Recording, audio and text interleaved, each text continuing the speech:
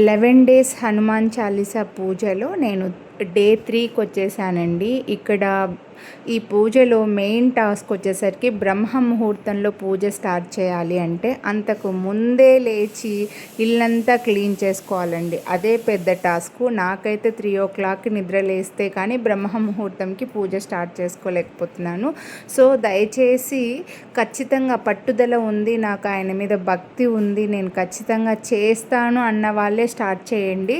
లేదంటే మాత్రం చాలా కష్టము. నిజంగా బ్రహ్మ ముహూర్తంలో పూజ చేయడం ఎవ్రీడే ఒకటే, ఖచ్చితంగా బ్రహ్మ ముహూర్తంకి పూజ స్టార్ట్ చేయడమే ఈ ఆంజనేయ హనుమాన్ చాలీసా 11 డేస్ పూజలో మెయిన్ టాస్క్ అండి. దానికోసం ఖచ్చితంగా ముందు ఒక 1 hour లేయాల్సి వస్తుంది. ఈరోజైతే నేను నా ఆంజనేయ స్వామి విగ్రహంకి మొత్తం సింధూరం అప్లై చేశాను. నేను ఫ్రంట్ క్యామ్లో పెట్టుకొని వీడియో తీస్తున్నానండి, కాబట్టి మీకు లెఫ్ట్ హ్యాండ్తో పని చేస్తున్నట్లుగా కనిపిస్తుంది.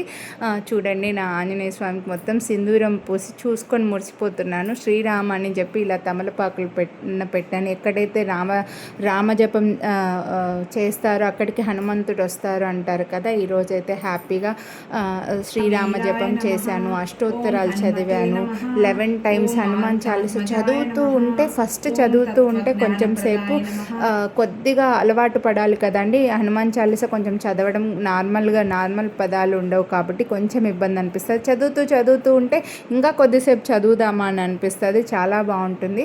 సో నిజంగా హనుమంతుడి మీద భక్తి ఉండి పట్టుదలతో ఏదైనా ఇంకా తీరని కోరిక ఉంటే మాత్రం ఖచ్చితంగా స్టార్ట్ చేయండి. చాలా బాగుంటుంది. రోజు ఉదయం లేయడమే మెయిన్ పెద్ద టాస్క్.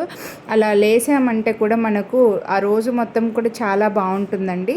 సో నేనైతే సింపుల్ నైవేద్యం పెడుతున్నాను. ఆయనకి ఇష్టమైన అరటి పళ్ళతోనే నైవేద్యం పెడుతున్నానండి. ఎక్కువగా వంటలు పెట్టుకోవట్లేదు. ఎర్లీ మార్నింగ్ లేయడం, నాకు లేసి వంటలు చేయాలంటే ఇంకా ఇంతకు మించి అయితే టైం సరిపోదు. ఎందుకంటే మనది ఆన్లైన్ బిజినెస్, నైట్ మెసేజెస్ వస్తుంటాయి. నేను ఇంతకు మించి చేయలేను కాబట్టి ఓన్లీ అరటిపళ్ళు నైవేద్యంగా పెడుతున్నాను. ఆ తర్వాత పూజ అయిపోయిన తర్వాత ఇలా చియా సీడ్స్ వాటర్తో నా డే అయితే స్టార్ట్ అయిపోయింది. మీరు ఏం చేస్తున్నారు? మీ డే ఎలా స్టార్ట్ అయింది? మీరు పూజ చేస్తున్నారా లేదా కామెంట్ చేయండి.